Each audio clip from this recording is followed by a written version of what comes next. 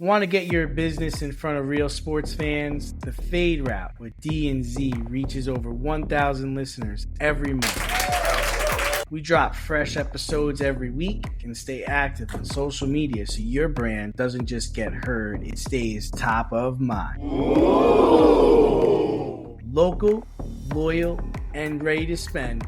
That's our audience. Are you ready to be part of the in crowd? Yes! Let's talk about how we can increase your foot traffic or get people to visit your website. Email us today and or message us on our socials so we can find the best packages for you. You can hit us up at faderoutemail@gmail.com and find us on our socials at Fade Route Podcast. Time to run the go route. We'll talk to you next week. Coming at you from the AO Studios, it's the Fade Route with D and Z. Here are your hosts, D and Z.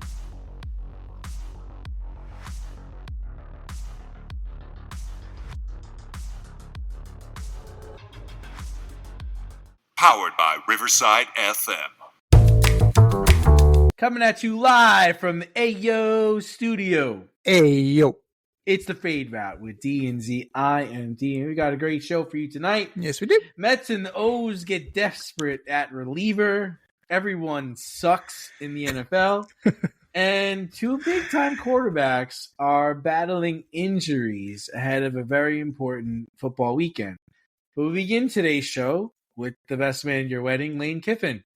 The Ole Miss coach has decided to take the head coaching job in LSU, despite the fact that Ole Miss football team is heading to the college football playoff. Kiffin said he asked to coach Ole Miss in the playoffs before heading to LSU, but Ole Miss showed him the door. So what does this move by Lane Kiffin say about his character and the character of college football? All right, let's play a quick game of bullshit or no shit. Bullshit or no shit. Lane Kiffin is the KD of college football. My man's out here chasing experiences. Let's go. You know, I don't know who he is. I don't really know who he is. So I mean, I'm going to say, no shit on your comment. But I just you just think back to the Raiders, right? That whole situation. Al Davis going to the podium and saying all those things about him. The fuck? Right? And then I think he gets kind of relegated, right? Because then I want to say then he goes to FAU. So right? From the Raiders, Das Wunderkind, son of Monty Kiffin, the next guy, barely last 2 years in the NFL, goes to Tennessee for a year. Right. Ends up in USC. Gonna sing old Rocky Top. I remember him saying everybody's 7-6. Right. Then he goes to USC. Then he ends up on Saban's staff as the OC. Saban fires his ass. I remember him getting screamed at by Saban, even though I'm pretty sure they won the national championship that year. I think he was telling him to run the fucking ball with Derrick Henry, if I remember correctly. Run the fucking ball. He's losing his mind. I remember he's screaming, and they were winning the game. They were blowing some team out, and he's screaming at the top of his lungs. Yeah, but you know what? Nick Saban is very particular about what that man wants. And I understand. You don't want to piss off old Nick. He ripped on Sarkisian too. He rips on Dabes, people Callahan. Bill O'Brien. Guys have gone through that staff, man. Get reamed. Kirby Smart probably too, because Kirby Smart I think was there too. Yeah. Ends up at FAU, Florida Atlantic, for a few years, and then 6 years at Ole Miss. You think he's gotten it out of his system. The Rolling Stone gathering no moss. 6 years there. You figure, okay, maybe he's finally settling down. 3 national championships. Yes, as a coordinator. Yeah. 03, 04, and 2015. Good for him. And you figure, okay, he's done. He's a couple of years older than us. He's not, he got the head coaching job with the Raiders when he was in his early 30s. He was like Sean McVay, except bad. Wow. So he won at USC. Oh shit. I didn't realize he won at USC. Yeah. And then he won 2 at USC, and he won. Yeah. So he won in 03 and 04 at USC. as a wide receivers coach. Ah. And then he won with Alabama as the OC. So never as the head guy, always as the coordinator or the position coach. Okay. Yeah. So now he's going in, he's replacing Brian Kelly, who just wanted to be with his family. And now it's going to be, Lane Kiffin's turn there in the barrel. What does this say about Lane Kiffin? Is that, an old dog? You can't, he's still got his old tricks, You think he's settling down 6 years at Ole Miss and then boom, I'll pull a little sneaky on you. Like LSU is not in a better position than Ole Miss. Like, yes, I understand that LSU is the bigger profile, the higher profile program, with Coach O and, Brian Kelly and Nick Saban and, you have Les Miles, you have a legacy there, right? You've got winning there. But Ole Miss is in a better position than them right now. And I don't blame them one bit for telling Lane Kiffin to fuck off when he asked to coach. And they said, we don't want it to be an advertisement for LSU, which is exactly what it would have been. Right? Because it's like, and you know deep down in your heart of hearts that he's in those kids' ears. Just enter the portal. I got you. Come on over to Baton Rouge. Mm-hmm. Like, we got this, and we will take it home. But yeah, what does it say about Lane Kiffin? Is that he's the same friggin' dude that he's always been. And college football, it's all about the money, right? It's all about the money. And we knew this. We knew this beforehand, and it's really, really galvanized now, especially when you take into account that, there's been a lot of fighting between Brian Kelly and LSU about whether I'm going to get fired for cause, whether I'm going to get fired. Now I'm just trying to save money. Now they're just trying to save money, right? Firing him for cause as opposed to just firing him outright. You save money on his contract?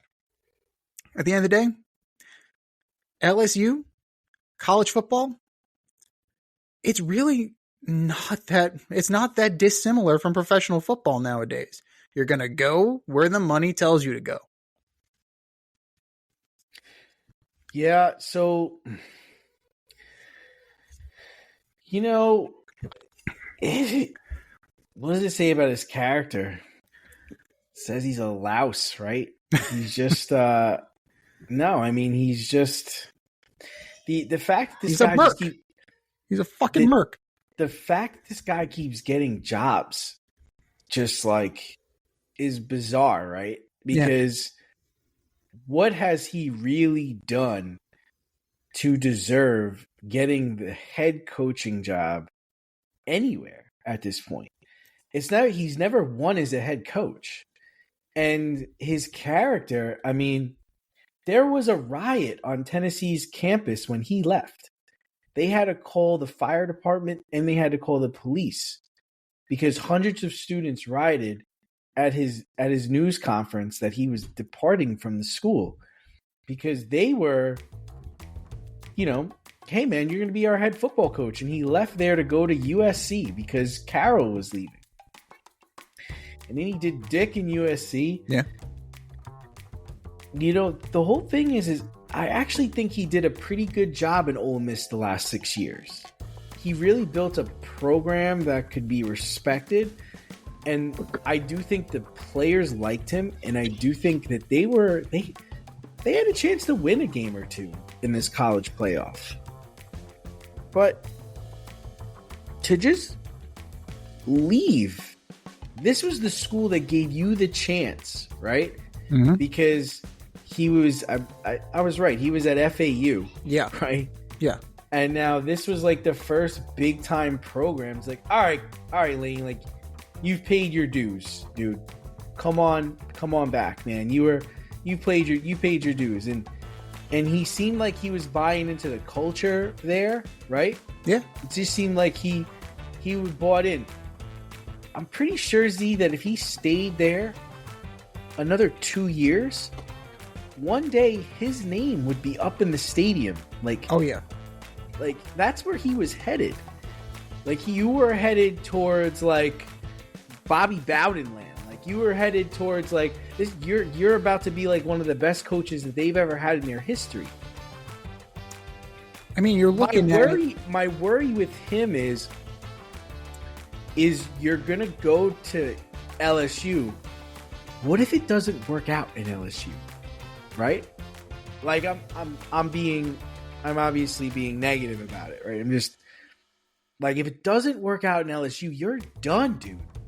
I would think, right?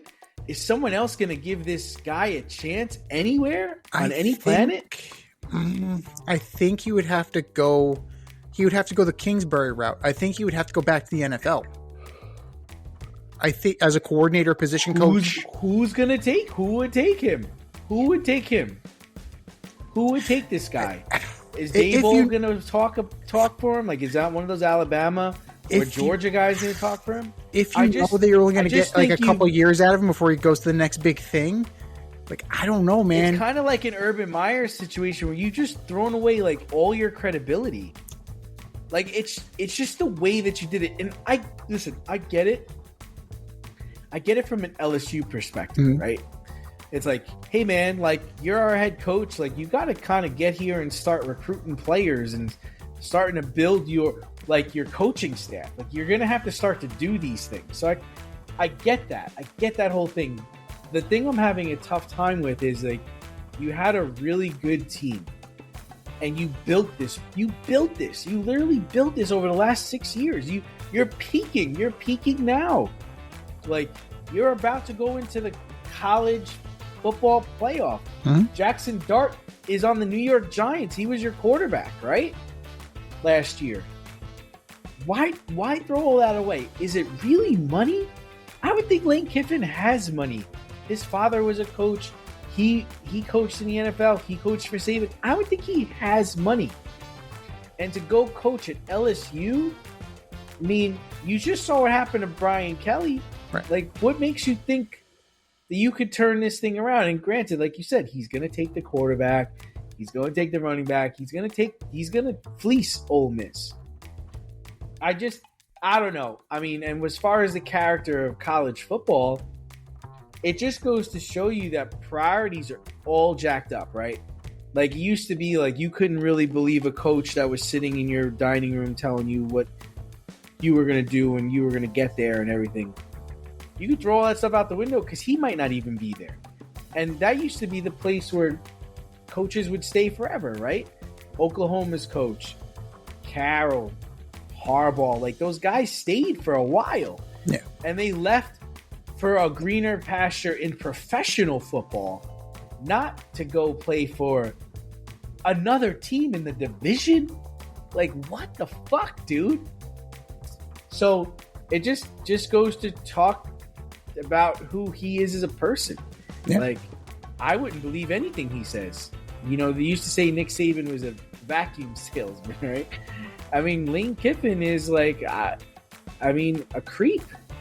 Like, he's, yeah. I mean, you really have to call into question if you're the family of a recruit and Lane Kiffin comes into your home, sits down and says, I'm gonna, are you gonna, like, how long you gonna be there, coach? Like, this idea of the Rolling Stone gathering no moss, it really, Ole Miss is the longest job he's had. It's 6 seasons.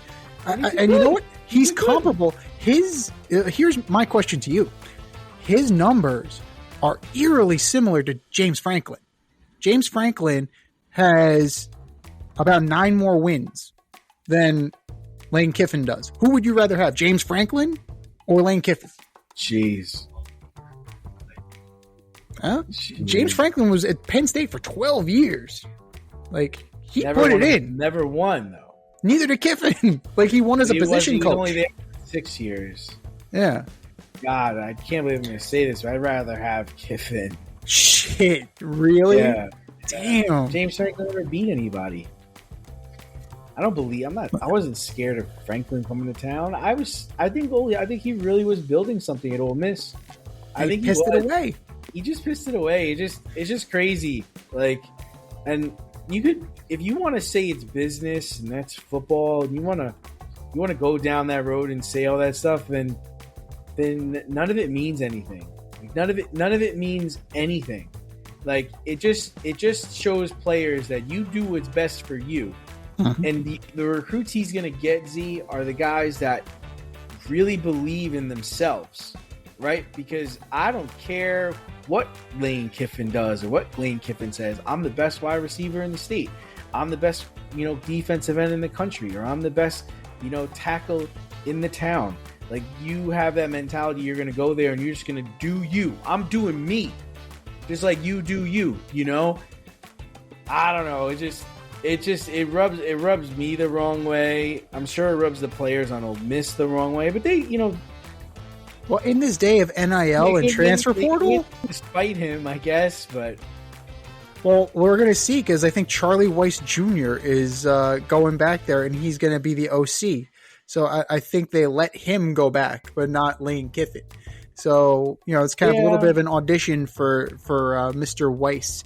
Well, the problem is like with Kiffin, because he could coerce players. He could talk to people on that staff. Like, you're a snake, dude. You're a snake in a chicken house. Get out, dude. Just get out. Just get out of here. And I think the story would also be different, Z, if they lost, right? If they sucked, if they didn't make it, if they weren't in the college playoff, right? I think it changes the moment. It's like, all right, I guess you want to go out and go there, sure. But your team was good. You made the playoff. And I think the other thing with college is the timing's all jacked up. Yeah. Like the transfer portal timing, the commits time. Like, they've got to fix the timing in the schedule. Like, Lane Kiffin, to his defense, shouldn't have had to make this decision right now. That's fair. Right. I will defend him in that sense, because if we waited until all this stuff blew over, which is a long time because they don't play the title game until January, right? Right. It's a long time, but if we waited until after that, there wouldn't be such hard feelings. I mean, it'd be like, dude, you built this, why are you leaving? But it wouldn't be like, you got this team to the playoffs. Like, these kids, this is some of these kids on this team, this is all they got. They've peaked. This is their peak. Yeah. And they're losing you. And you've been with them since they got there. Like, all those guys that are on that team, he's been with them since they got there. Like, it's not like he's only been there a year or two, but. And what's interesting is that, did you see who came to his defense on Twitter? Who? Skip. Rick Pitino came out and was railing against this. He's like, imagine if my contract expired before the conference tournament, or if it expired before March Madness. This is fucking absurd. So Right. I mean, whatever. Big Fork Brands brings bold bacon sausage, paleo pork jerky, and Chicago-style sauces to your table. Enjoy rich, smoky flavors made with sustainable ingredients and chef-crafted care. Enjoy an exclusive 20% discount with our promo code DNZ. Find them at bigforkbrands.com. That's 20% off using our promo code DNZ at bigforkbrands.com. So, in Pro Bowl, the Chiefs, Rams, and Eagles lost. The Broncos almost lost to the Commies. While the Patriots, Jags, Dallas did win last week, but then they lost last night to the Lions, just to add into the fluff here. So everyone sucks this year, Z. Everyone sucks this year. So I think we should just cancel the Super Bowl. It just doesn't. None of this matters. This is a year you get like a 6 seed or a 7 seed or a 5th seed that wins the Super Bowl, because nobody's good. The Patriots are 11-2. Houston had a key win last weekend. They have a key game this weekend against the Chiefs. So who's the top dog in your power rankings? You also can't leave out the Bears now after they knocked out said Eagles. The number 1 seed in the NFC. Chicago Bears. 9-3. Chicago Bears can't hit wide open receivers, but they're 9-3, sir. It's the Ben Johnson effect. Like, it is, because they've also significantly weakened the Lions too. So in the NFC, I mean, you gotta, like, as of right now, you have to put the Bears above the Rams. You have to. In terms of quality victories, The Bears knocked off the Eagles. The Rams lose to the Panthers, who are better than they were last year, but that's not saying much. The Rams also lost to the Eagles. The Rams also lost to the Eagles. So if we're comparing, you got to put the Bears ahead of them right now. But to me, you got to look at the Patriots. 10-game heater. That's kind of impressive. Drake May. Who have they beat, though? They have a fourth place schedule. You play who's on your schedule. You haven't played anyone of consequence. Yeah. You haven't been challenged. You haven't been down. You haven't been down and had to come back. You know? You haven't had a bad day where nothing was working and you had to come back and win. Or come back and compete at a high level. That shit's important. It is important, but at the same time, 10 wins in a row is 10 wins in a row. Regardless, it's hard to win in the NFL. Remind me who they opened up and lost against? That was the Bengals, I believe. Who was it? The Vegas Raiders. Oh, Jesus. They lost their first Jesus. to the Vegas Raiders. Yeah. Yeah. You want to talk about that 10-game run up a little bit more? Let's talk about that 10-game heater where Drake May looks like a goddamn MVP. That means they started off 0-2, I guess. If he's on a 10-game heater. Oh, they were 1-2. They were 1-2. Yeah, they're 11-2 now. So, yeah, a 10-game heater is a 10-game heater. Like that's important. Like you can't poo-poo a 10-game winning streak. Plus 110 win point differential. Can't sneeze at that. Can't sneeze at that. Now, you also have to put the Broncos up there. Broncos have a fantastic defense. They are wrecking fools. It's what they do. It is what the Broncos do. The team that almost lost to the Giants. Almost, but didn't. Almost, but didn't. Right? This is the team that straight up destroys people week in and week out on defense. And they're on a 9-game heater. Yeah. And Bo Nix does just enough to win. Yeah, it's all sometimes that's all you need. That's all you need. Now, look at the other teams of consequence, right? Chargers? No. Herbert, broken hand. Herbert, broken hand. We'll talk about him in a little while. The Jaguars, you believe in the Jaguars? I don't. I believe that division is dog shit. That's what I believe. The Ravens are 6-6, dude. How about Trevor Lawrence is dog shit? When that guy drops back to pass, I don't know what the fuck's gonna happen. I don't think he does either. I sent you a message earlier in the week. I mean, him and Jameis Winston are basically the same guy. Fuck it, somebody's down there. I prefer Jameis Winston over Trevor Lawrence. Yes, I prefer him. The difference between the two, Trevor has started a playoff game. Jameis has never started a playoff game. Trevor lost that playoff game, even though he had a huge lead in that game. Jameis has a lot more touchdowns, a lot more interceptions too, but he's got a lot more touchdowns. I mean, Jameis is prolific. Jameis will probably never be a starter in the NFL again, and I'm not so confident Trevor Lawrence won't be the Kyler Murray in 2 or 3 years. I can't. I would say more like the Daniel Jones type, the guy who will keep getting chance after chance after chance because he was a number 1 overall pick. There is arm talent there. He has the quarterback look, right? Kyler Murray's the second baseman, right? He's not going to get much more than this. Like when you look up like central casting of a quarterback, who is it? It's Justin Herbert. It's Trevor Lawrence. It's Daniel Jones. 250. It's Sam Darnold. If you were looking for a quarterback at a central casting, that's who you would look for. Like that's, they look the part. Now, Trevor Lawrence sometimes doesn't play the part, but he will certainly look the part. So he'll keep getting chance after chance after chance. The Bucs disappoint me. We put our faith in the Bucs, they lose. We put our faith in the Seahawks, they lose. We put our faith in the Cowboys. We both picked the Cowboys, they lost. He did. It's like, what the fuck, man? Who are we supposed to back? It was 20-9 at the half. Yeah, they put up 30. It was 20-9 at the half. Thanks for coming. Jesus Christ.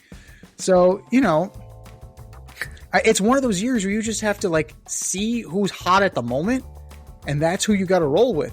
And if they lose, they lose. Because there's no head and shoulders team, right? Last year it was the Eagles. It's been the Chiefs perennially for the past 5 years. You had the Bucks when Brady was there. You don't have that anymore. Like it's a lot of decent teams, a lot of good teams. There's no greatness. There's no greatness out there. So I firmly agree with you when you say that a lower seed can get hot and run the table. Like this could be the Niners' year. He was canceling the Super Bowl this year. Yeah. No. Bad Bunny's already paid for. They have to do the Super Bowl. But the Niners can finally make their run, right? The Packers can come from 6th, and it's not totally crazy, Like Buffalo. This could be Buffalo's year. They're 7th seed. This could be the year, right? Everybody's down. Everybody's down. Even make the playoffs, right? That's the thing. Well, they got the Bengals this week. That should kind of free things Joe up. Burrow 3-0. Oh shit! But I'm just saying, Higgins is playing. That defense is still bad. There's going to be a lot of points scored in that fucking game. Bet the over, kids. Bet the over. But then you have teams like the Steelers you mentioned, the Texans, the Chiefs. Like, you have guys knocking on the door. The fucking Dolphins. Like the Dolphins. That guy might have saved his job. It's unbelievable. He might have saved his job. He's ripping clouds on the friggin' sidelines, and he may very well get into this thing. If he finishes above 500, he might save his job. They're going to keep him. They're going to keep him, and they're going to keep Tua. Like, that's I don't necessarily agree with the fact that they should keep Tua, but I think both of them keep their jobs. But this shit's wide open this year, man. It is absolutely wide open, and crazier things have happened.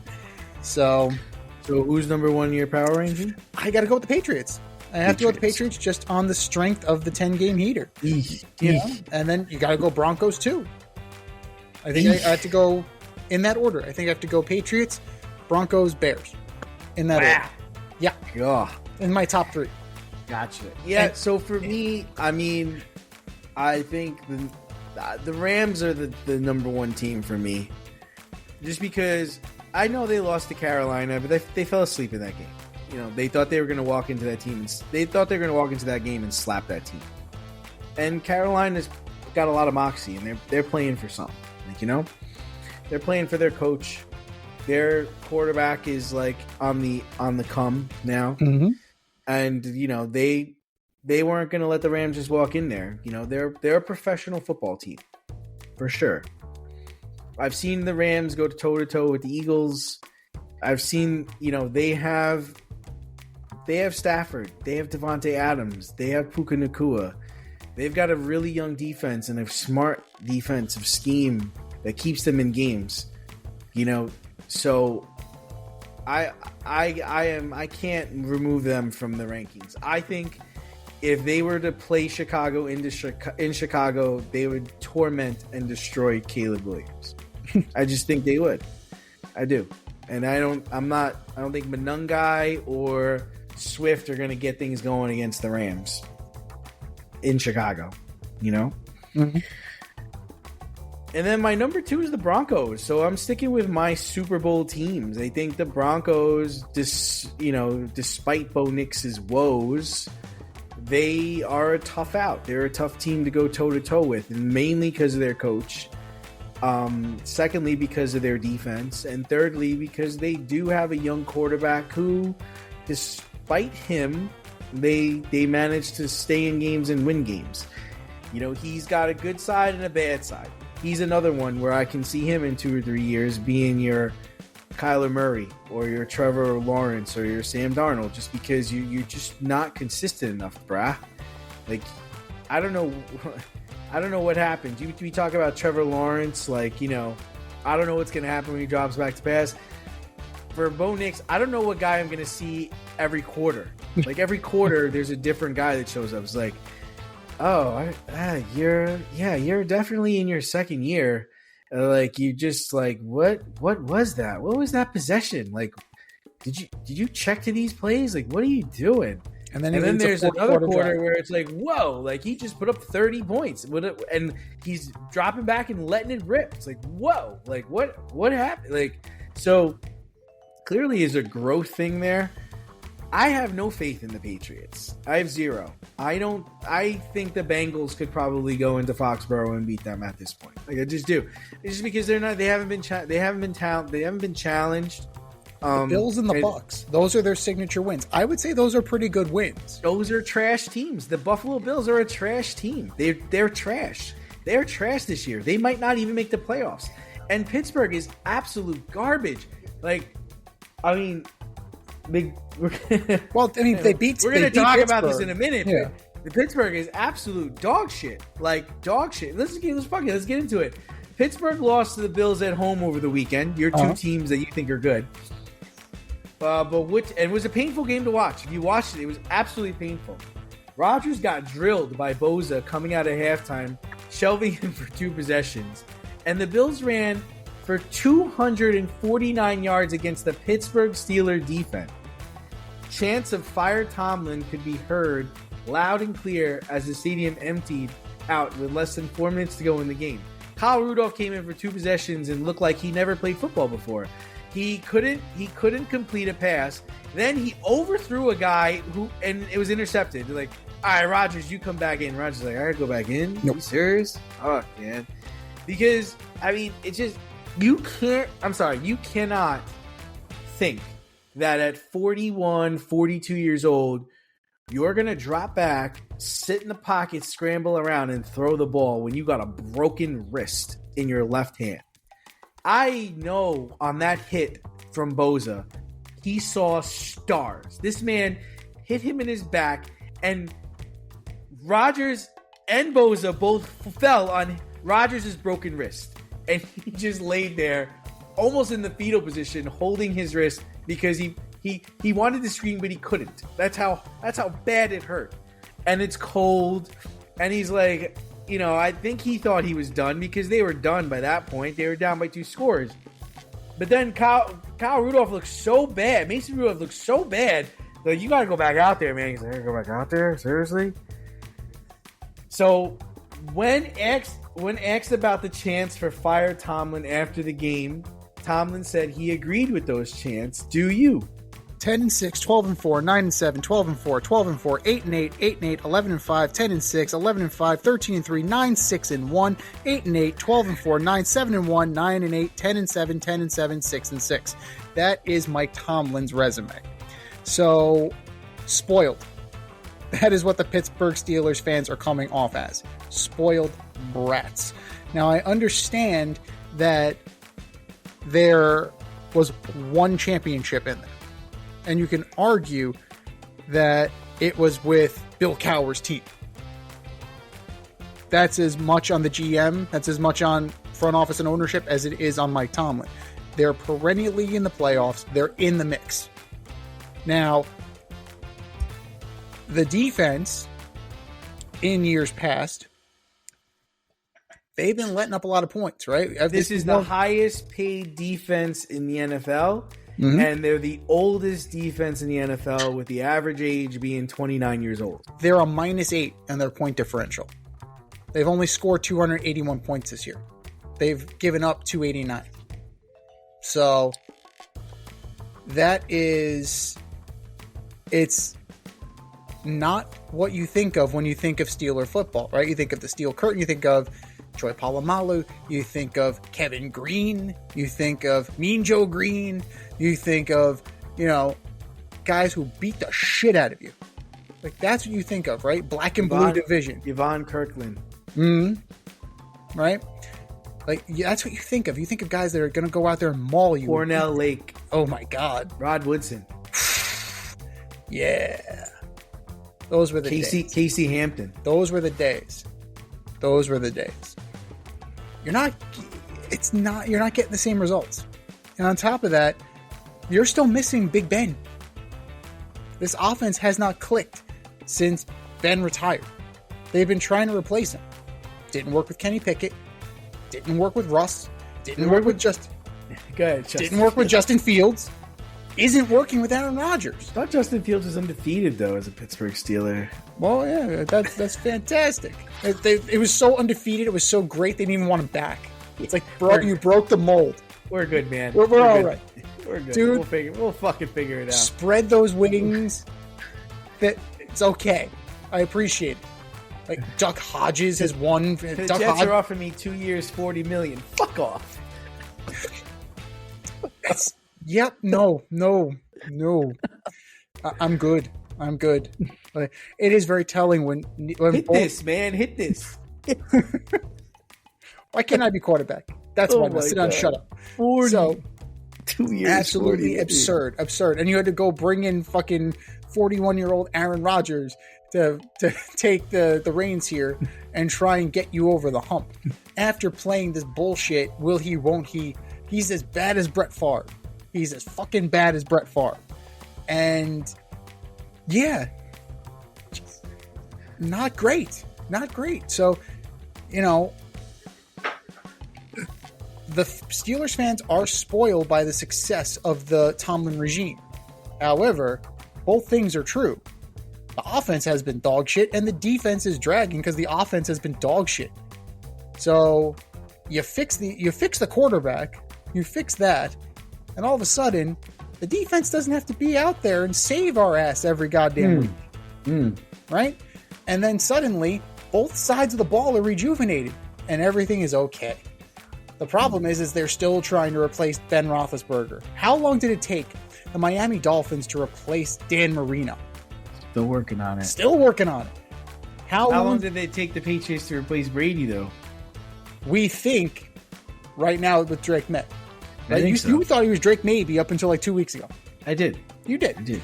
Now, how long did it take well, they still think that they're not sure about Bo Nix, right? How long did it take them to replace John Elway? It was a Band-Aid with Peyton Manning. Like, you couldn't really say they replaced it with Peyton. Like, 2 years. A few years with Peyton Manning. But long-term, no. The Bills finally replaced Jim Kelly. Well, hold on. The only thing I'm going to say is they had a couple of guys come in there and play pretty good. Jake Plummer came in there and played pretty damn good for the Denver Broncos. He was fine. He played pretty damn good. He was fine. Jay Cutler was Tim okay. Tebow. Oh, God. Pretty clean playoff game. Oh, They decided to move on from him, but he was all right. They've had their guys. They've had their chances. They've had players. They've much better than the Dolphins. Much better than the Dolphins. Chad Pennington was probably the last guy that played for the Dolphins that was really good. Not Ryan Tannehill. Was good. Jay Fiedler was good for a year or two. Not Ryan Tannehill. Not Ryan Tannehill. Not Dante Culpepper. Dante Culpepper. But yeah, I feel like both sides need to take a chill pill here. And I think they need to realize that they're still in the mix too. Like this division at 6-6, like right now you're tied for first. All right, but if you were going to give a percentage of what the chances are of them actually... 0. They're not going to fire him.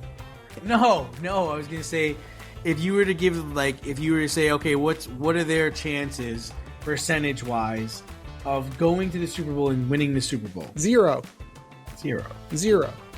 Because they did not improve the quarterback position. Right. So here's what I'll say is like, I'm of the mantra and the mindset, and I agree with you. I think if Mike Tomlin got fired, he would get a new job tomorrow, no doubt about it. But it almost comes up as like it's just time, dude. Like it's just time for you to move on. Right. Just like it was time for Andy Reid to move on. Like yeah, he could have stayed in Philadelphia, but look, both sides benefit. He left. Philly won a Super Bowl. And then the Chiefs are a dynasty. They actually won 2 Super Bowls since he's been gone. And also, Andy went down there and he won 3 or 4 Super Bowls. So it worked out for everybody. I think it's just time for a new voice. It's time for a new direction. I was skeptical of this whole Pittsburgh Steelers taking on Aaron Rodgers, but I thought that defense was going to be better. The Buffalo Bills ran the same running play 29 times, and the Steelers couldn't stop it. They ran the same play 29 times. They had over 250 yards rushing. They broke the rushing record against the Steelers all time. You see when they were running the ball, Cook was getting to the second level before he was even touched. You don't have the defensive linemen firing out. They're all standing up. Like, nobody's trying to get leverage. It's like, I don't know if it's bad coaching or what. Like, are you guys seeing this on the film? That they shouldn't have got blown out by the Buffalo Bills. The Buffalo Bills aren't that good, see. They were playing without both their starting tackles in that game. Are you kidding me? They can't throw the ball. What wide receiver on that team scares you? And they're gonna take you for 250? You're supposed to be. They were saying how great their defense was in the summertime. They were the number one defense. They're going to be the best defense ever assembled. The best defense this year. They fucking suck. And the other part is Aaron Rodgers. Like, I think when I look at Peyton Manning and Tom Brady when they went to Denver and when they went to Tampa, they had a mission, right? They knew what they were going to do. I mean, the Peyton Manning Broncos where he threw for 50 touchdowns is just like, it was unbelievable. It was incredible. But they were a force to be reckoned with.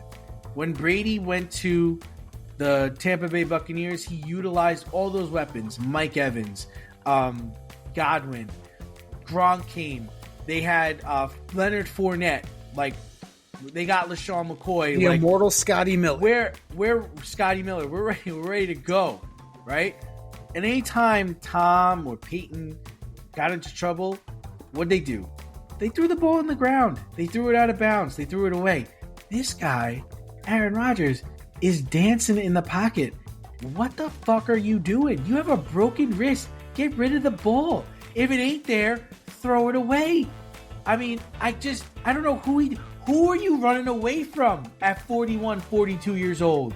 You ain't running away from nobody. Nope. You won't die. So the whole thing is like him coming to the Steelers is supposed to elevate this team to another level. And I don't see that.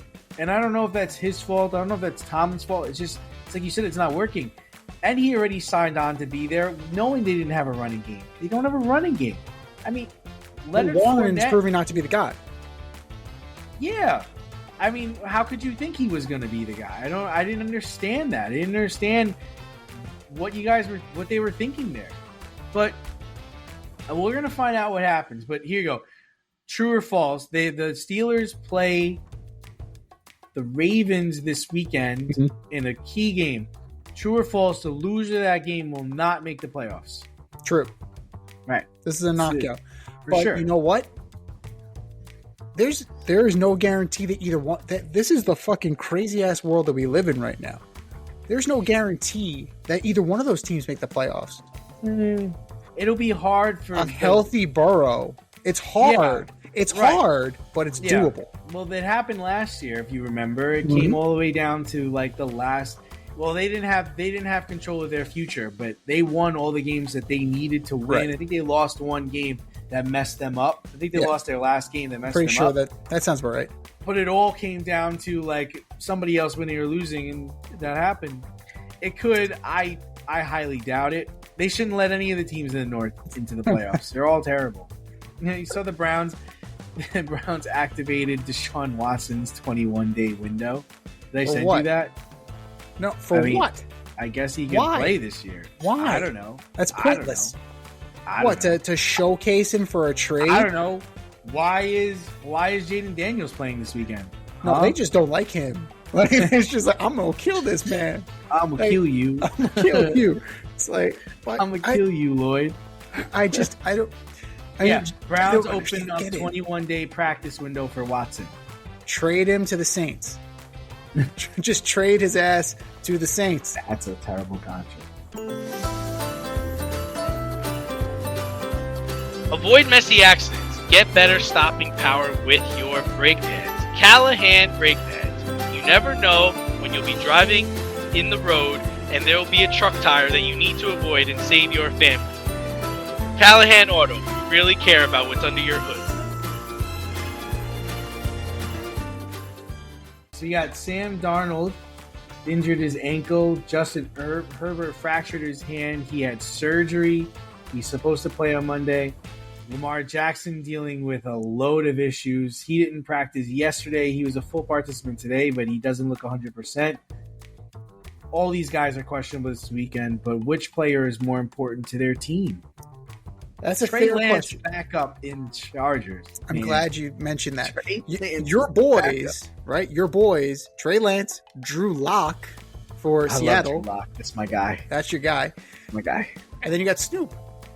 You got Snoop for Baltimore. Lamar looks terrible. Lamar looks like he's been beaten to shit. Lamar looks terrible. He has no explosion. He looks lost out there. Mhm. When he backs up the pass, it looks like he doesn't know what to do. He doesn't know what's going to happen. No.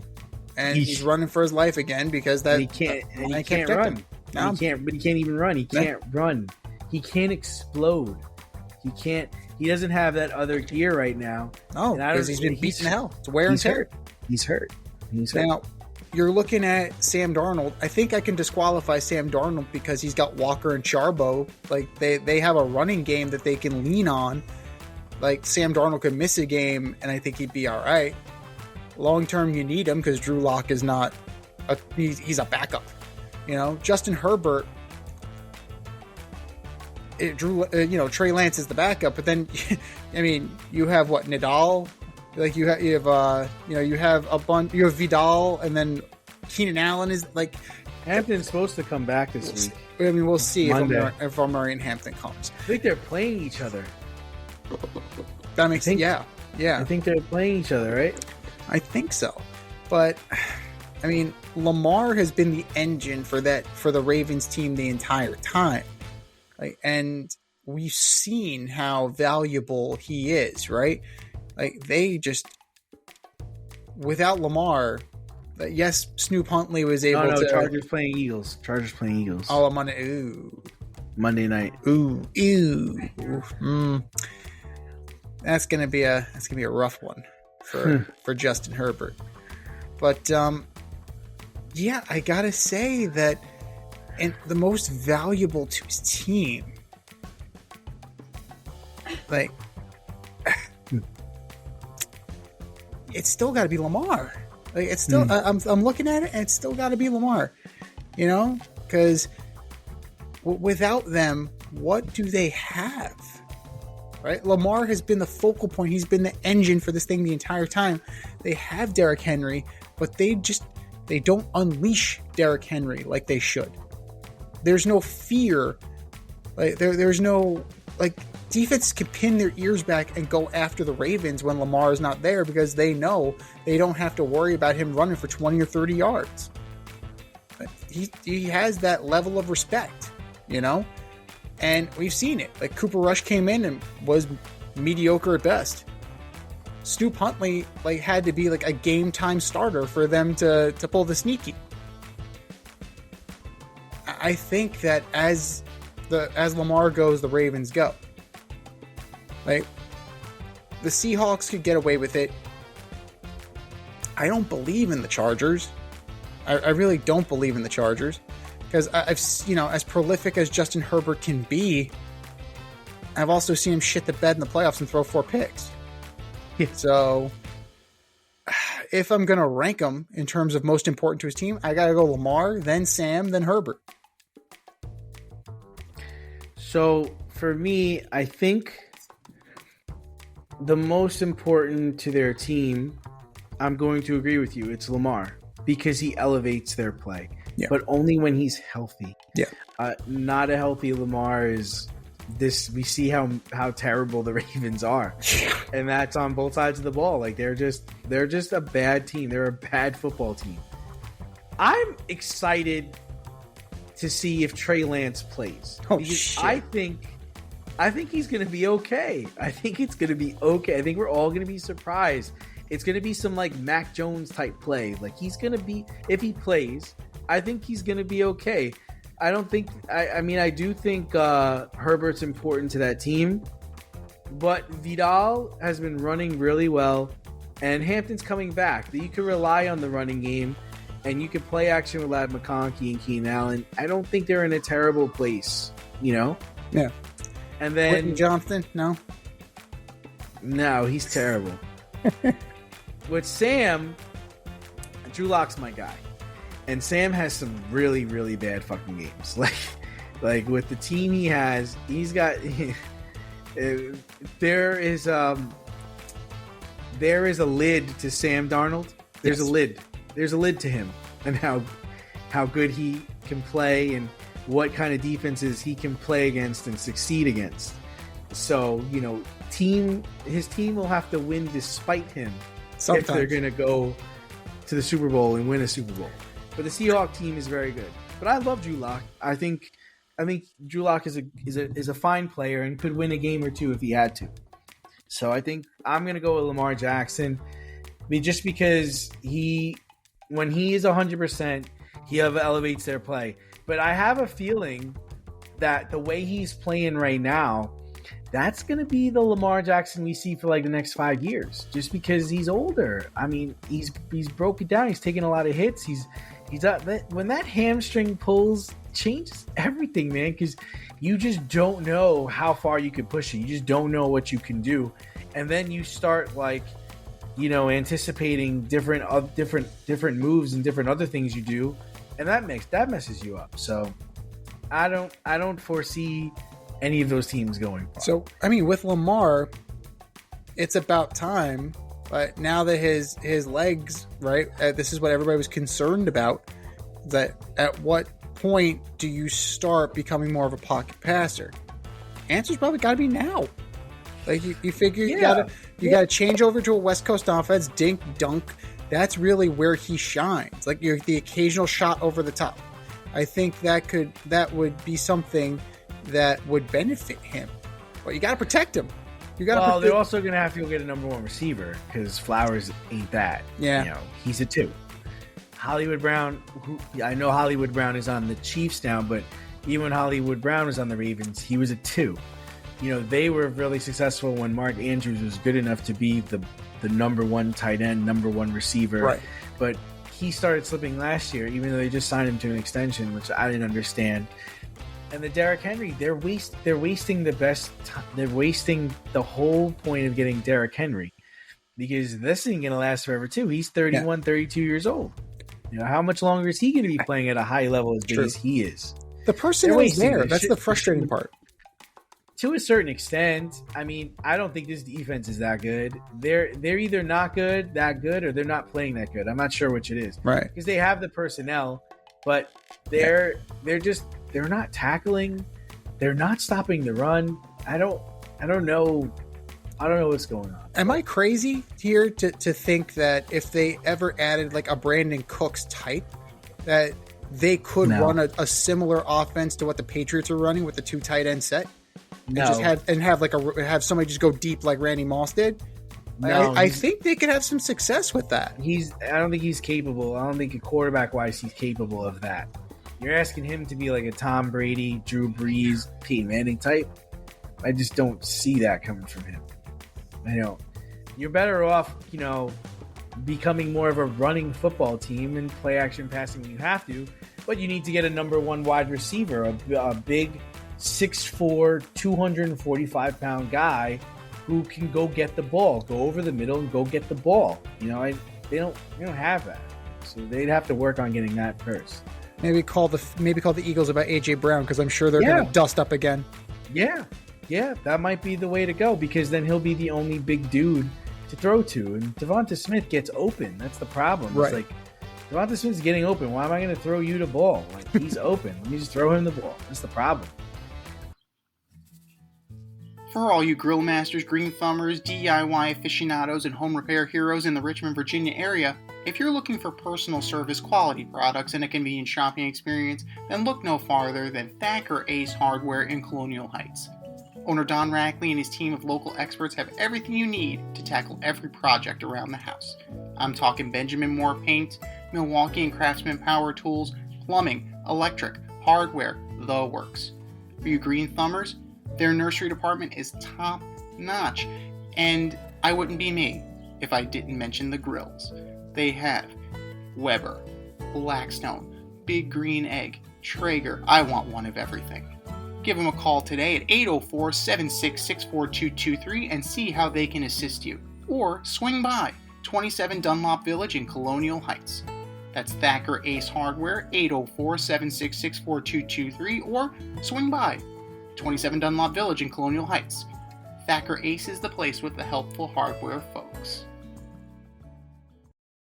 Moving over to baseball, the Mets signed relief pitcher Devin Williams to a $51 million deal. God damn it. While the Orioles signed relief pitcher Ryan Helsley to a 2-year, $28 million deal. Which team will have buyer's remorse quicker? So it sounds like Diaz, they're not sure they're going to get Diaz back, which is why they went and got Williams, right? You had your bets. 100%. Right. They're still in the market for Diaz, and they can slot Williams back, and he said he'd be amenable to it, and that's Diaz's job. Sorry, dude. Like, we re-sign our guy, like, we're putting him back in the closer. How about the Yankees change their facial hair policy for this dude, and this motherfucker lasted like 6 months? They wouldn't change it for David Price. Like, they wouldn't change it for David Price. They changed it for him. Who would you rather have? I would have rather had David Price. Like, so there's that. I know WAR is a fake stat, but Devin Williams pitched to a negative 0.3 WAR last year. Ryan Helsley was merely a 0.1.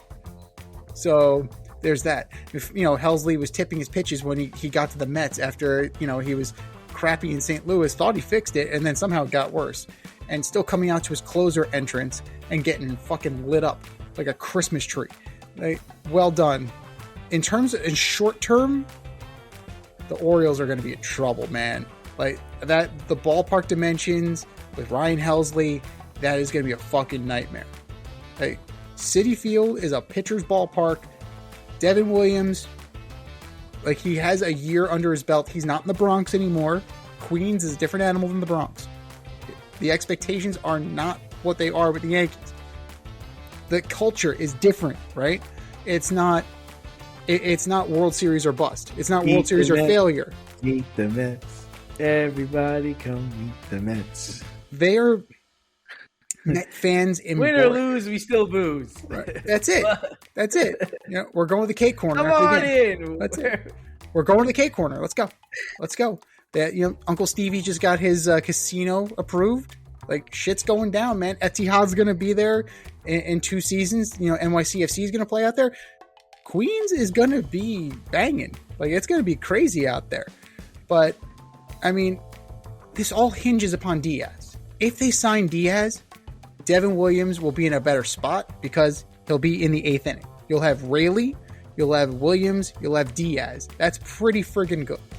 Helsley, the Orioles are trying. I'll give the Orioles credit for trying, but they're 2 years away from being 2 years away. Right? They have good young talent, but not much else. They have Henderson, they've got Holiday, they've got Rushman, but I'm not impressed. You don't think they could become next year's Blue Jays? No. I think they're 2 years away from that. I think they need to invest more in the rotation. Their rotation's a problem. Their rotation is not very good. So, bully for them to trying to. You're trying to replace Felix Bautista. You're trying to replace Gregory Soto. You bring in a guy like Helsley. Hopefully, you hope that you can fix his pitch tipping problems.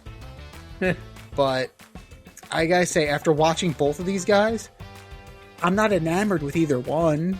Like, neither one can say they had a really good year last year, right? Devin Williams pitched to a 4.79 ERA. Helsley pitched to a 4.5. So they're both reclamation projects. I think Helsley had a 9 ERA as a Met. That's fucking great. So maybe the change of scenery, the smaller market will do him good. He came from St. Louis. So maybe going back to a smaller market will do him some good. But begrudgingly, I think Devin Williams is going to have a better year. So Ryan Helsley is my choice. He's going to, the Orioles are going to be like, what the fuck did we buy? What are we paying you for? What are we paying you for? Well, here's what I'm going to say. Think about what I'm going to say right now. I think that the Mets will have more buyer's remorse because I think they're expecting more from Devin Williams than what he's capable of doing. I think with the Orioles signing Ryan Helsley to a 2-year, $20 million deal, they're like, all right, like, we'll trade whatever, yeah, we'll get what we get like with this. You know, we're rolling the dice here. We need a reliever. You're a reliever. You play in the majors. It kind of works here. $28 million. All right, we can do that. Now, the Mets decided to go get Devin Williams, who had a pretty bad year with the New York Yankees, and they gave him $51 million.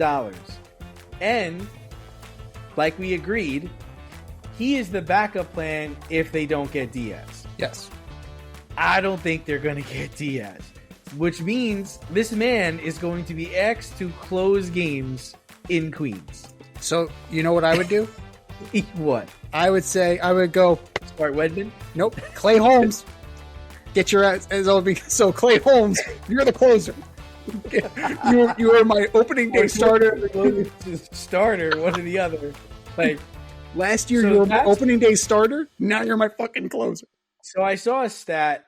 I don't remember the numbers exactly, but what it's basically saying is that Devin Williams gave up the majority of his runs in like a 5 or 7 game span. Yeah. And that's why his ERA was so high, and that's why his numbers were so bad. So don't look at his numbers. Look at he did pitch well in the beginning of the season, and he did pitch well in the middle of the season. It was kind of like the summer and on where it kind of all went to shit. Right. Well, he's a change-up pitcher, so that's the issue. Right. So my argument against this is that's what cost the Yankees the division. Was really those 5 or 7 games that he did not play well. That really cost them the division and kind of changed everything, right? Mm-hmm. So yeah, I think the Mets are going to have significant buyer's remorse. I think this was a bad idea. I don't know what he was thinking inside. Well, I know what he was thinking. He saw $51 million. He's like, hell yeah, I could do that. Fuck yeah, I'll be there. And it's also David Stearns. Like, there's familiarity with the Brewers pitching lab that they brought over to Queens. Right, because if I understand this was the guy that drafted him or scouted him or something, right? Yes. Yeah, so I kind of get that, but man, I just I mean, it didn't end well. It did not end well. It didn't start very well. The Yankee bullpen in general was a shambles last year. Weaver was up and down. Williams was up and down. Leiter was awful. They non-tendered him. Ian Hamilton was not good. But the Yankee bullpen was basura in a lot of instances. Which I hear that's the one thing they're trying to do is they're going to put all their attention into bolstering their bullpen. At least that's what I hear they're going to be doing. And they did that, right? At the trade deadline, they brought in Doval, they brought in Bednar. Like this, we have 3 closers we have 4 closers if you include Weaver. We have 4 closers in our bullpen. How many closers do you really have? You got Bednar. I mean, David Bednar was good for them last year. So 1 out of 4. That's awesome. Luke Weaver is on the market. He's fielding offers potentially as a starter. Doval is still there. We'll see. But, I've also heard from Michael Kay, if you were listening to the Michael Kay show, the Yankees are really considering trying to get under the $300 million luxury tax. Oh, I know that. Yeah. So there's a possibility that a guy like Rodon might be had. They might be shifting away from guys like Tucker or Bellinger for that matter. They're going to lose Bellinger. Yeah, I mean, I don't think they had Grisham taking the qualifying offer in their cards. No. Shit. It's like, look, Trent. It's like, deal. What? Done. Fuck. I'll see you in April. He said yes? Son of a bitch. So, if we believe what we're told here, the Yankees could be in flux, which explains why some things, like, you're kind of bargain basement shopping here a little bit. But for what it cost them, like, it cost them Nestor Cortez. Okay. Like, that ball that Freddie Freeman hit is still going. Like, Caleb Durbin, he seems to be an okay prospect. Oh, shit. If that ain't Shaquille O'Neal, that baby's out of here. But, yeah, like, in terms of return on investment, Motherfucker hadn't pitched in over a month. Why did you bring him in? Me? You want me to go pitch to Freddie Freeman? hey man, Right you know now? what? Honestly, like I thought that it would have been a decent matchup if he was actually like in rhythm What? and pitching well. Like had pitched like in the last 5 days. something like that. But you groove a first pitch fastball. What the fuck you think is going to happen?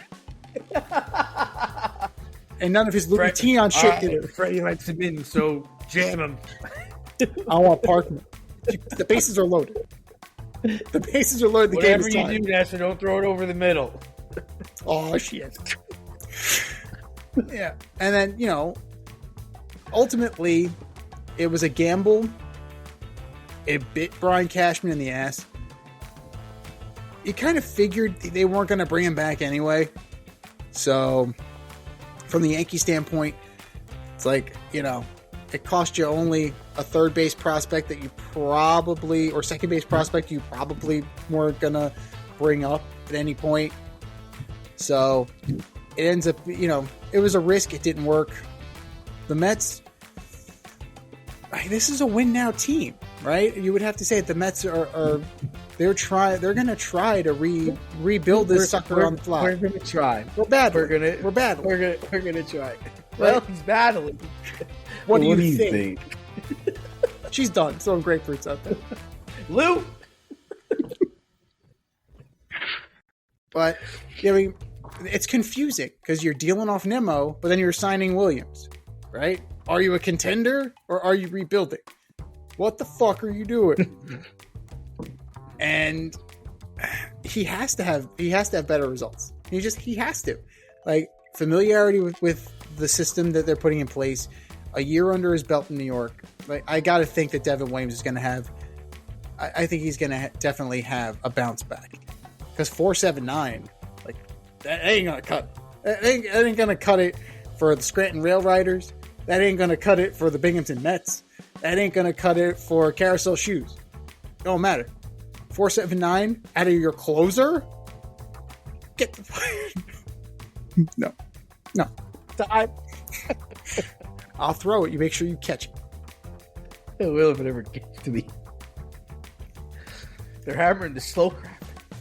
I think your arm can stand the strain of throwing that fastball. I'm a change a pitcher. It's not changing. The airbender. Oh, the airbender. Well, here's to hoping that he's finally used to pitching in New York and the airbender will bend again.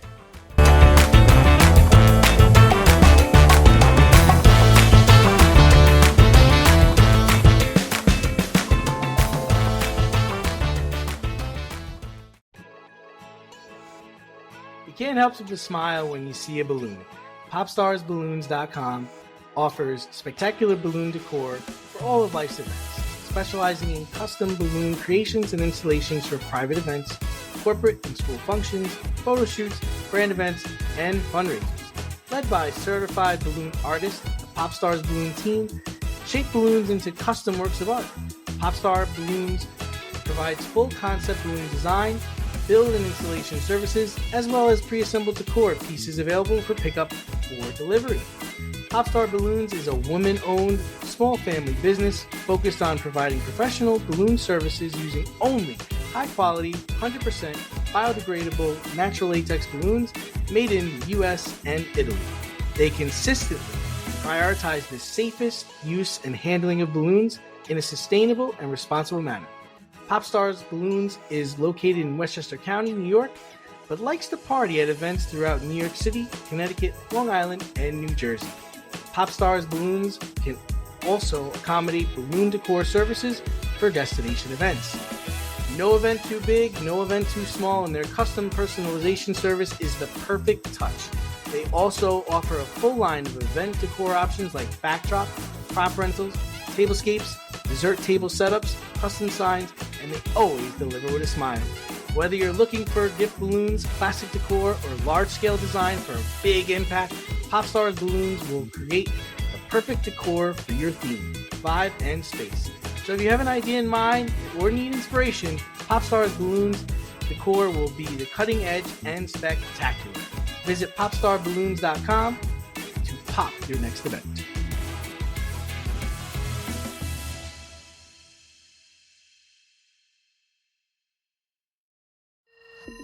It's time for the mail route on the Fade Route, and if you want to be featured, hit us up, faderoutemail@gmail.com, or slide in our DMs on IG at Fade Route Podcast, or drop us a line on X at FadeRouteDNZ. Note sent.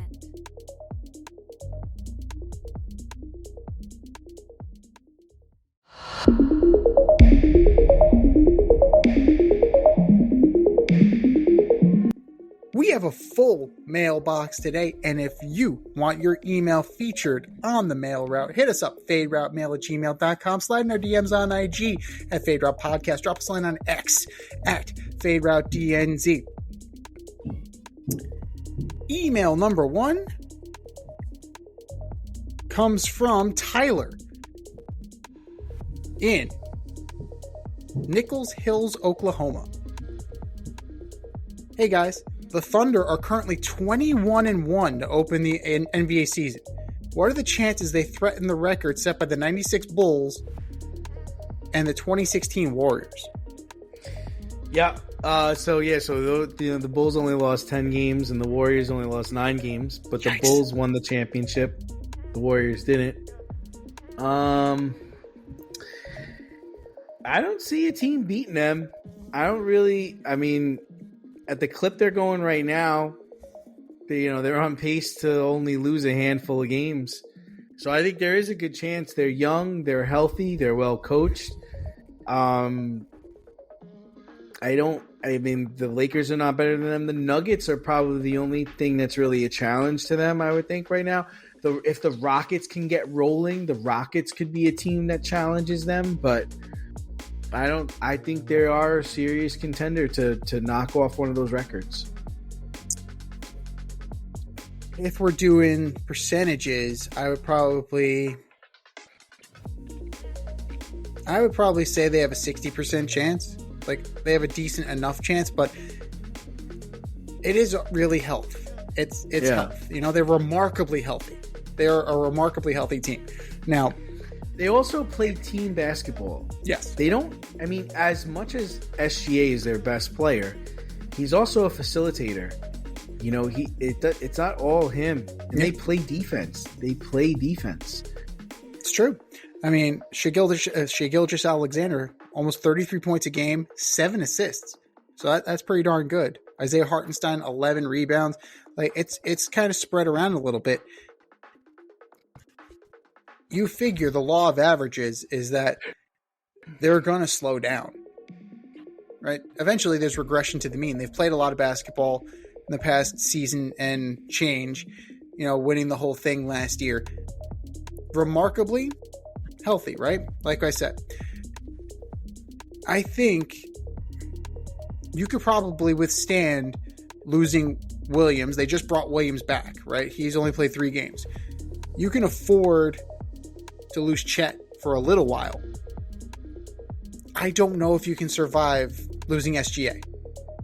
He's such a prolific scorer that I don't know how you make that back in the aggregate based on who's on this team. I just don't see where is it Andrew Wiggins? Who would pick up the slack if anything were to happen to SGA? So there's an outside chance. There's an absolute chance that these things can happen. But last year was a perfect storm, right? No pun intended with the Thunder. But it was an absolute perfect storm for them. We'll see how things go, but they have as good of a chance as anybody right now. So an interesting stat that I found, which I really thought was interesting. The 2016 Golden State Warriors, they scored like no other team we ever saw before. They were averaging about 115 points per game. That was best in the NBA. If that team played in the NBA today, they would be 20th in the league. Whoa. That's how much scoring is up in the NBA. Whoa. A guy like Luka Doncic usually averages around 9 free throws a game. He's averaging 14 free throws a game. There's a lot more free throws being shot. There's obviously a lot more three-pointers being hit. This is the highest scoring NBA that we've seen, where today the average is around 114 points for all teams.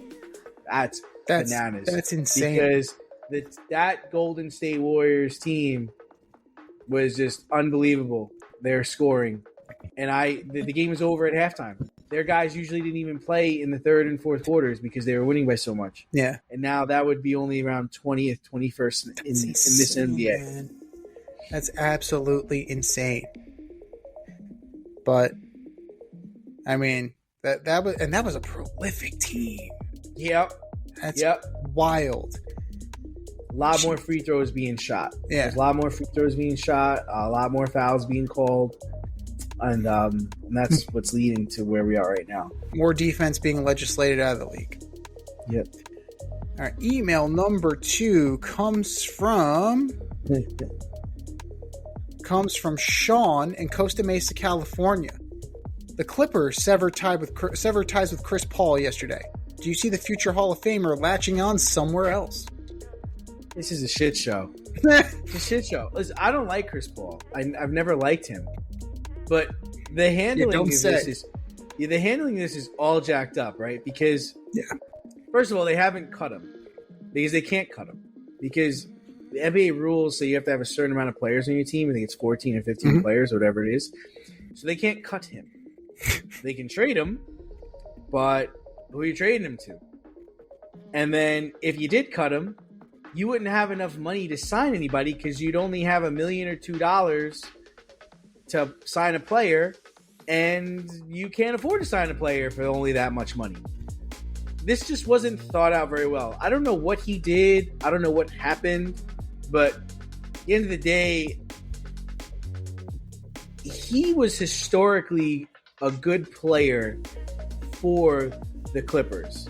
Lob City really changed the dynamic and how everybody looked at the Clippers with Blake Griffin and DeAndre Jordan, and I want to say Redick was on that team, or I think so. Matt Barnes was on that team. Like, there was I think they did him a little dirty here.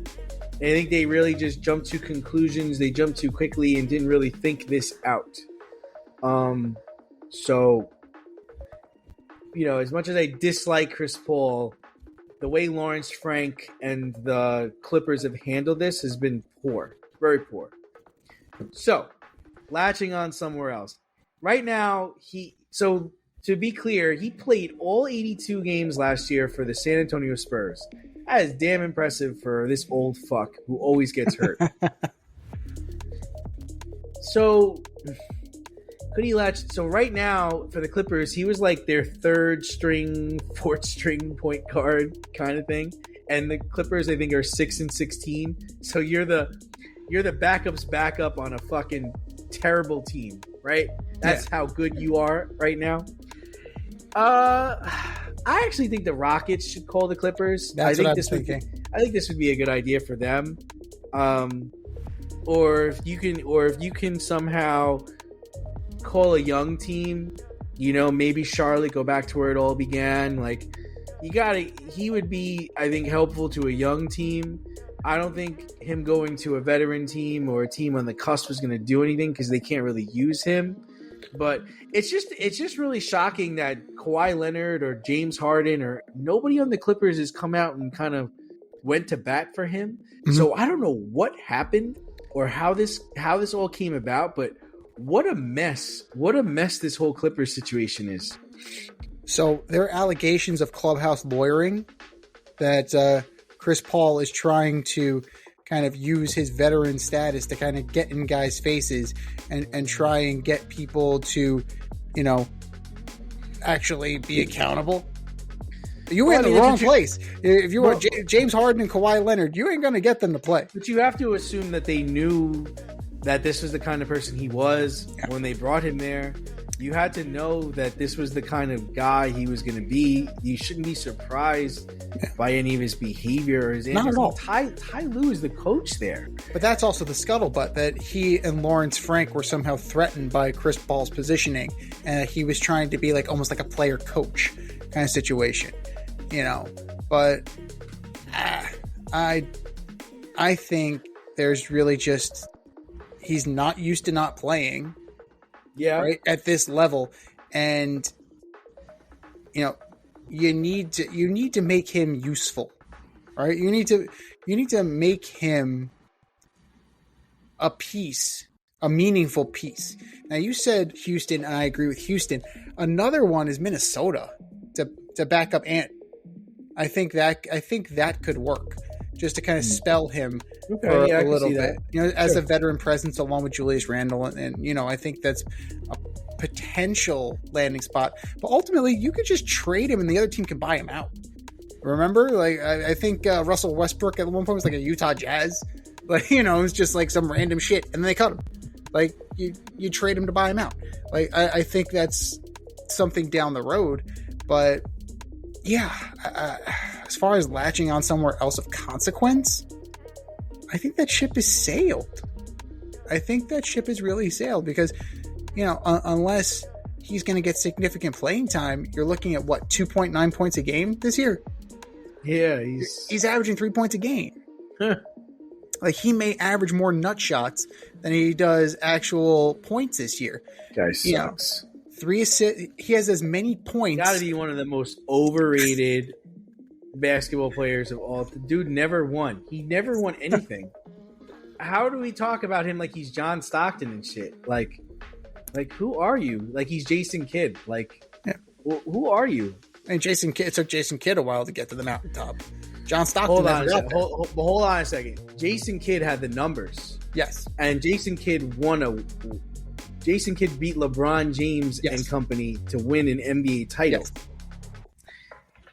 Jason Kidd was a phenomenal college player. Like one of the best athletes ever, Jason Kidd. So I don't see that when I see Chris Paul. I mean, as far as life after basketball, right? I don't. I mean, outside of the Cliff Paul commercials for State Farm, like, jeez, like I don't know if he's like I don't know if he would be a TV guy. Like, I don't know if he would be an analyst. I hope not. Like, I don't think I don't give a shit what he has to say. I don't want to see him. Go away. I don't think he's got the personality for it. Like, I think he might end up coaching. Oh, jeez. If this is how he wants to... Somebody's going to PJ Carlissimo his ass.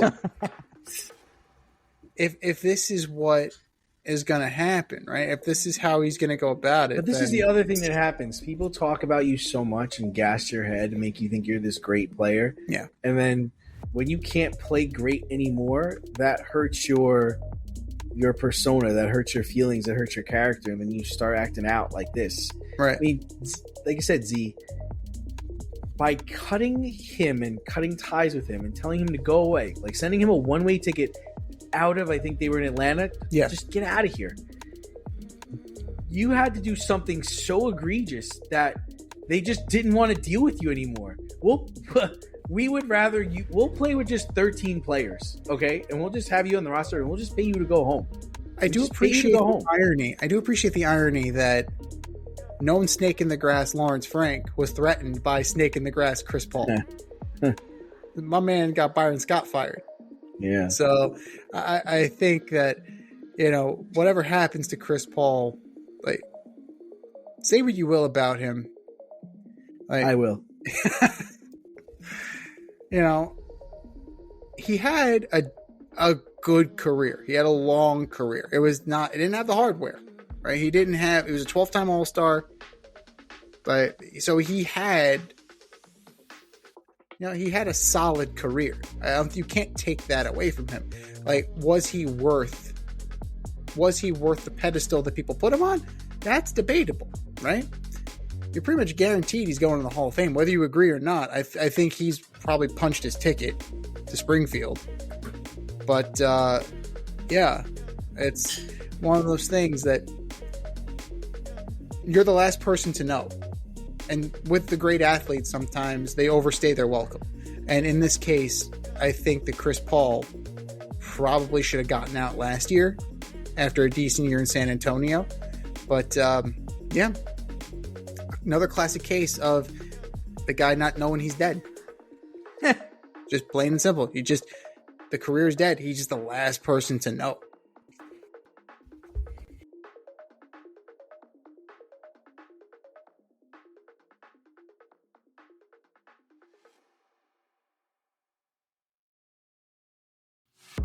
Step outside of your safe area and make a statement without saying much with FCK Clout Lifestyle Apparel.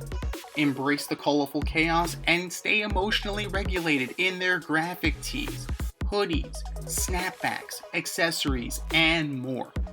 Go to fckclout.com today and check out current season and past season merchandise for men and women.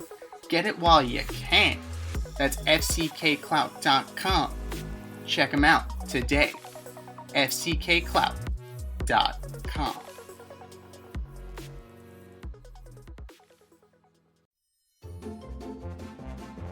Who's the best of the worst this week in sports? The Fade Store presents the Alleged Superstar of the Week Award.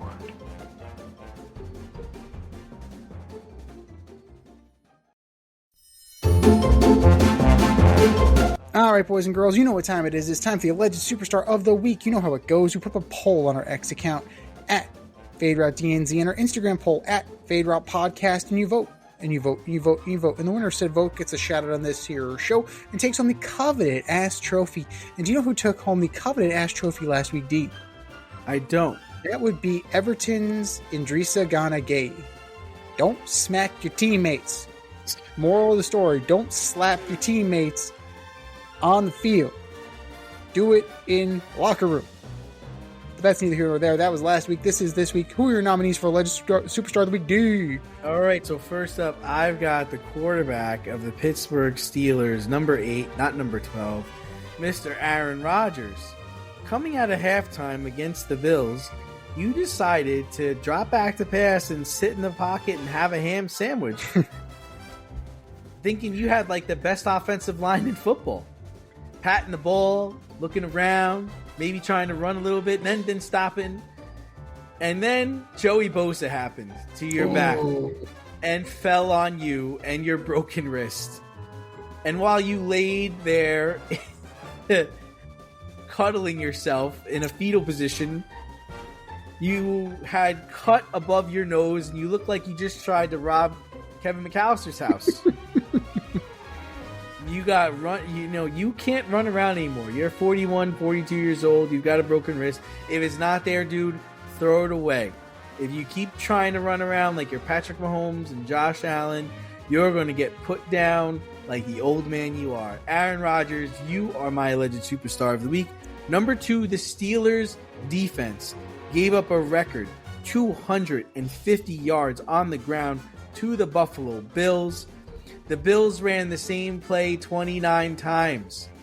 29 times. 29. We're running it this way because you can't stop shit.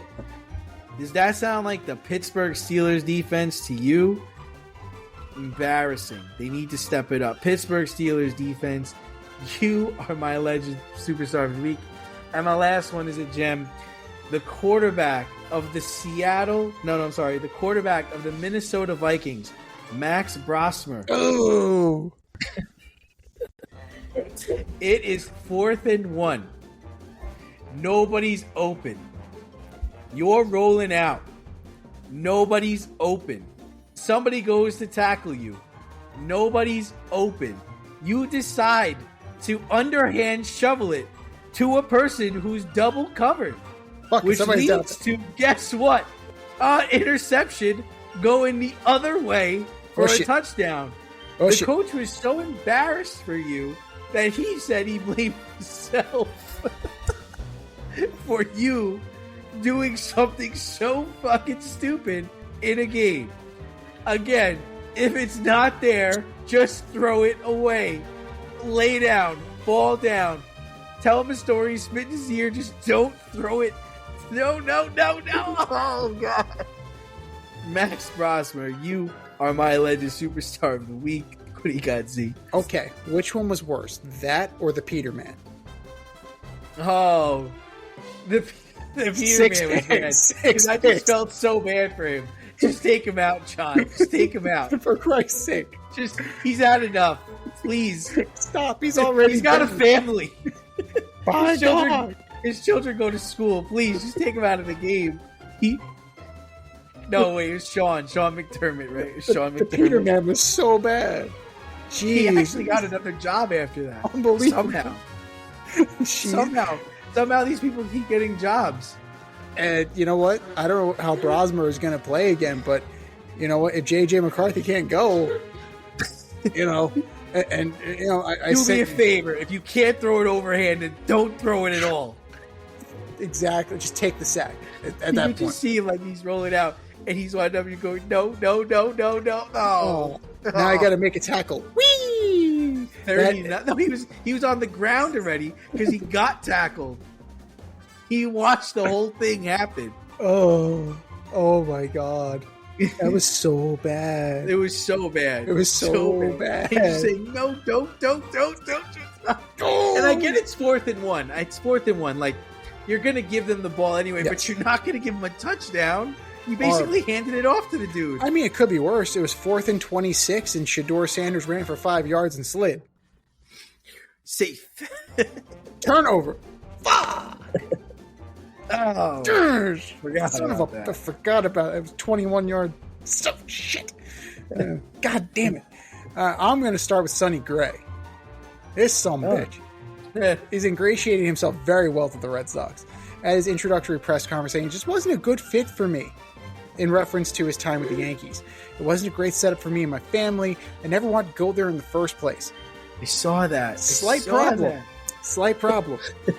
When they traded for him, they had a press conference and how he was so happy to be out of Oakland and with a winning organization like the New York Yankees, beaming from ear to ear. Of course, this was before he ever set foot on the mound as a Yankee and got lit up and got torched. Quite the revisionist history from Mr. Sonny Gray. Prediction? Hey, Sonny Gray, you are my alleged superstar of the week. Number 2. Stop me when this sounds familiar. Guess who's hurt again? Zion. Oh, joy, oh boy. Zion is once again on the shelf. Has there been a bigger bust in recent years? Has there been a guy who's been that big of a disappointment? Between questioning his commitment to the game because he can't stay in shape, to his just inability to stay healthy. He's making Greg Oden blush in terms of inability to stay healthy. And Tim McMahon from ESPN somehow thinks that Zion's contract is favorable to team. He thinks people will trade for Zion Williamson. Why? Why would somebody trade for Zion? I mean, it's not like Giannis, right? Giannis has a calf strain. He's going to be out for a month. Okay, fine. Like, Giannis is Giannis. Like, you'd still make that trade. Maybe you won't send as much, but you're making that trade. What has Zion done in this league to make you think that teams would want him? Nothing. Zion Williamson, you are my alleged superstar of the week. And then number 3, the Giants. Jesus Christ. Somehow it got worse. They fired Shane Bowen, and somehow the defense got even worse. This time they didn't wait till the 4th quarter to suck. Dudes were wide fucking open. No coverage whatsoever. Running free on Monday night. Before you could put your friggin' drink down, it was 14-0. Like, it was a joke. It was an absolute joke of a performance by that defense. Jackson Dart looked flat. Like, the whole thing was just a poor showing from top to bottom. And if you thought, whatever hope you had, right, whatever interest you had in the Giants, but whatever flashes they showed with Mike Kafka as head coach and with Jameis Winston under center, it was gone. It was absolutely gone on Monday night. Whatever spark, whatever spice, whatever you want to call it, was not there. Going into the bye. We'll see. We'll see what happens when they come out of their bye. But You could not limp in worse than the Giants have limped in.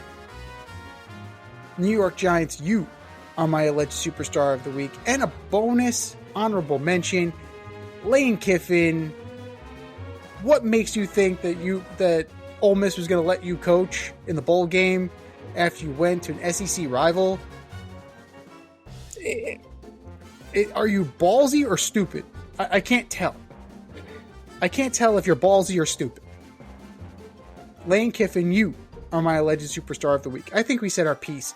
Go to our X account at FadeRouteDNZ. Go to our Instagram poll at FadeRoutePodcast and vote. And vote, and vote, and vote. And for our nominees. You're better than that. Just do better. Just do better. This has been the Fade Route with DNZ. Thanks for tuning in tonight. Catch our podcast on Wednesday nights on Spotify, iTunes, iHeartRadio, or wherever you listen to your podcast. So until next time, stay fade, everyone. Time for us to run the go route. We'll talk to you next week.